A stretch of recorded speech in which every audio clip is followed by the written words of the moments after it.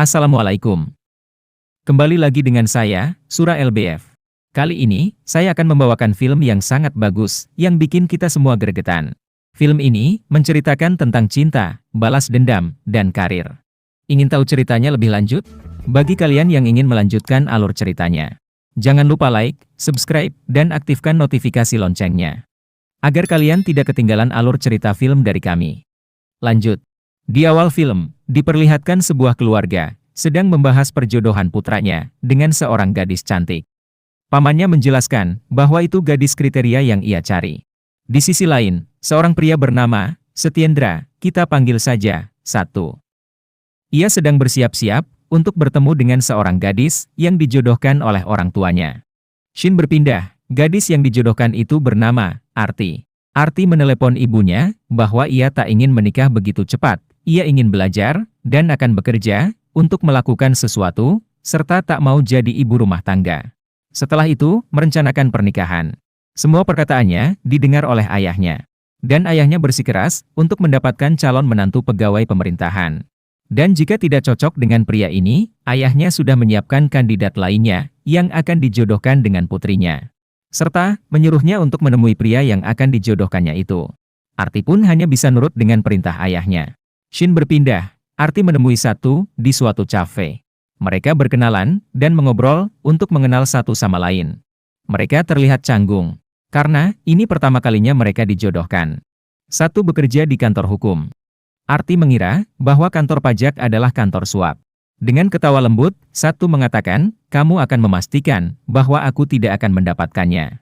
Arti menanyakan, "Apa yang diinginkan dari calon istrimu?" Satu mengatakan, ia ingin seorang wanita menjadi teman yang menemani seumur hidupnya.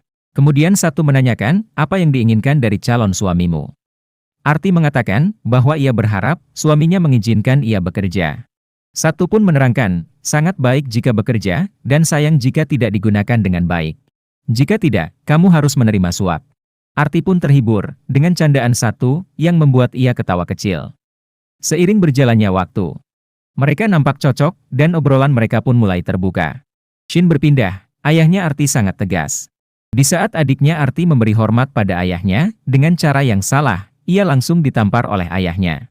Pamannya pun menertawakannya. Dan ia mengatakan, jika anakmu ingin melakukan sesuatu, maka dukunglah. Ia tidak suka bahwa anak perempuan bekerja sebagai pegawai negeri dan lembaga hukum. Esokan harinya, ayah dan pamannya Arti berkunjung ke rumahnya Satu. Mereka membahas mahar pernikahan. Keluarga Satu meminta mahar yang mahal. Pamannya Arti menyarankan untuk mencari pengantin yang lain. Namun ayahnya Arti bersikeras dan bernegosiasi agar bisa mengurangi maharnya. Setelah bernegosiasi dengan alot, akhirnya, ayahnya Arti menyanggupi mahar tersebut. Di sisi lain, Satu menjemput Arti di kampusnya dengan Vespa antiknya.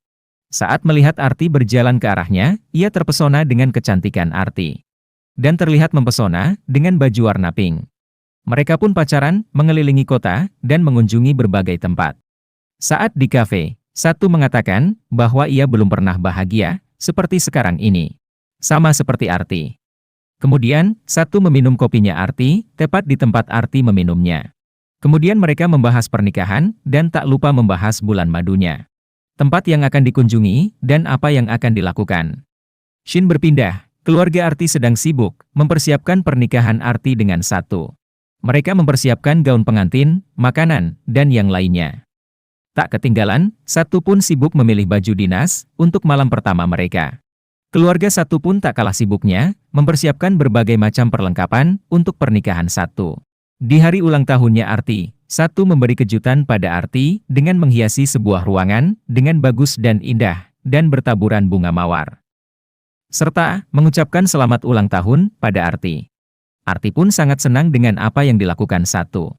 Kemudian, Satu memberikan sebuah puisi romantis, "Tujuanku adalah Dewi yang paling indah, aku hanya ingin kamu mencintai aku, lebih dari diriku sendiri."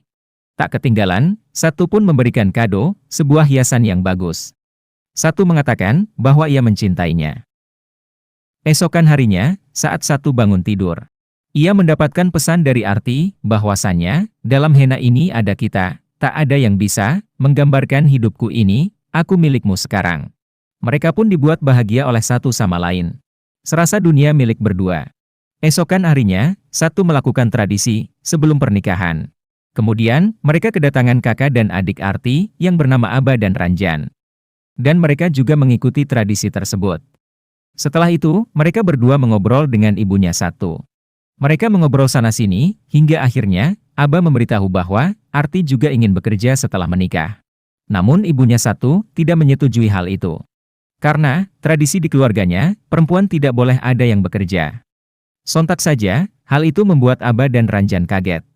Karena, Arti sangat ingin bekerja, dan tak mau jadi ibu rumah tangga. Di hari pernikahannya Satu dan Arti. Satu menelepon Arti. Ia melihat foto Arti, sedang mengenakan baju pengantin. Namun, Arti tak memberikannya, biar jadi kejutan untuknya. Kemudian Satu menaiki mobil, yang sudah dihias sangat bagus, serta diantar oleh para warga dan sahabatnya. Di sisi lain, Aba dan Nila memberitahu Arti, bahwa Arti diterima menjadi pegawai negeri. Kabar itu membuat Arti histeris bahagia, dan tak percaya akan hal itu. Kemudian, Aba memberitahu ayah dan ibunya, bahwa Arti diterima menjadi pegawai negeri. Mereka senang mendengar hal tersebut. Namun, keluarga Satu menolak jika Arti bekerja. Dan ayahnya pun pasrah dengan tradisi mereka, karena Arti akan menjadi bagian dari keluarga Satu. Dan melupakan pegawai negeri. Kemudian, Aba membujuk ibunya, agar merestui langkah Arti untuk menjadi pegawai negeri. Ia juga memberi pengertian pada ayahnya. Karena, Arti orang yang berbakat, jika ayah tidak mengizinkan, maka akan menghancurkan hidupnya. Namun, ayahnya tetap bersikeras untuk melanjutkan pernikahan. Masalah pun makin memanas. Karena, beberapa menit lagi, pengantin pria akan datang. Kemudian, Aba memberitahu Arti bahwa ibunya Satu tidak mengizinkan menantunya bekerja. Karena, tradisi di keluarganya, perempuan tidak boleh bekerja. Dan menjelaskan panjang lebar saat obrolan dengan ibunya Satu. Hal tersebut membuat Arti bingung, karena ia tak mau jadi ibu rumah tangga, dan ingin bekerja, dan juga ingin menikah dengan Satu. Aba pun memberikan penjelasan, masa depanmu sudah di depan mata, tinggal kamu meraihnya. Kejarlah hari ini, dan berikan penjelasan pada Satu. Percakapan mereka berdua didengar oleh pamannya. Pamannya pun mendukung Arti untuk mengejar karirnya. Dan ia akan membantunya. Arti pergi di saat pengantin pria dating. Dengan perasaan sedih dan bahagia, Arti terus berlari untuk mengejar karir yang ia impikan. Ketegangan pun dimulai saat keluarga Satu mengetahui bahwa Arti kabur dari pernikahan. Keluarga Satu pun marah dan tak terima dengan kejadian ini. Satu yang mendengar hal itu, ia tak percaya dan mencoba menghubungi Arti. Namun, Arti tak menjawab teleponnya. Kemudian, Satu mengajak ayah dan pamannya untuk pergi dan pulang ke rumah. Satu berlari dengan sedih dan kecewa. Saat di perjalanan pulang dengan keluarga, Arti menelepon Satu. Namun, Satu tak mengangkatnya dan memblokir nomor telepon Arti. Shin berpindah, 5 tahun kemudian. Arti sudah menjadi pegawai negeri yang sukses. Kemudian, ia mendapat masalah besar, karena ia dituduh telah menerima uang suap, sebesar 30 juta, dari perusahaan Kukirja. Kemudian, ia mencari tahu kebenaran, kepada kliennya dulu. Namun ia tidak tahu, dan sekarang penyelidikan kasus sudah dimulai. Esokan harinya, saat Arti di kantor hukum, ia terkejut melihat Satu. Satu merupakan orang hukum, yang menangani kasus Arti. Kemudian, ia memanggil Satu dengan lembut. Namun, Satu mengabaikan, dan meminta dihormati dengan memanggil nama aslinya. Dan Satu menyindir Arti untuk mengakuinya. Tapi Arti berani bersumpah, jika dirinya tidak bersalah. Satu berharap, Arti dipenjara 6 tahun, dan dengan perasaan bersalah. Arti pun sedih mendengarnya. Di sisi lain, keluarga Satu mendapat kabar, bahwa Arti wanita yang jujur, melakukan penggelapan dana 30 juta. Kemudian, ibunya memberitahu hal tersebut pada Satu. Namun, Satu terlihat tidak senang, mendengar hal tersebut. Esokan harinya, Satu dan timnya melakukan penggeledahan di rumah Arti, untuk mencari bukti. Sudut demi sudut, Satu mencari bukti. Hadiah ulang tahun pemberian Satu, dirusak olehnya. Dan foto mereka berdua pun, disobek Satu. Shin berpindah, Satu berusaha mendapatkan informasi dari orang-orang yang terlibat. Satu persatu, orang-orang tersebut diinterogasi oleh Satu. Sedikit demi sedikit, Satu mendapat titik terang. Namun, Satu memberitahu Arti, bahwa ia akan mendekap di penjara.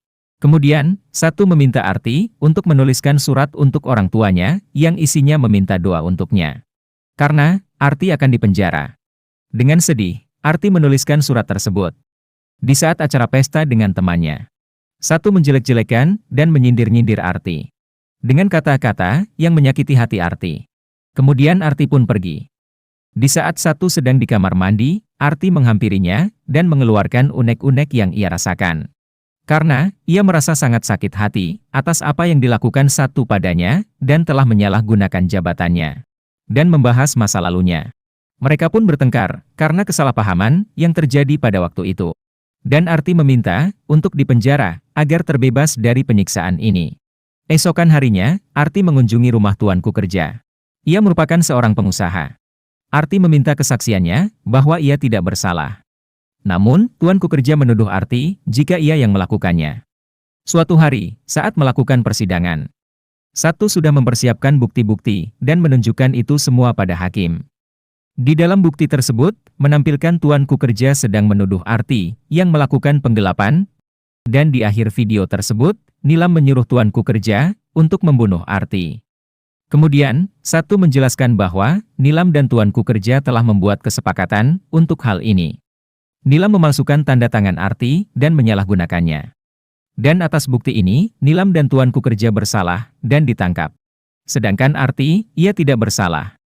Arti pun menangis bahagia karena ia tidak bersalah. Semenjak kejadian itu, Arti selalu mengikuti kegiatan Satu. Mulai dari olahraga pagi, kemudian menemani Satu di restoran hingga mabuk. Dan juga menggoda Satu untuk mengantarkannya pulang.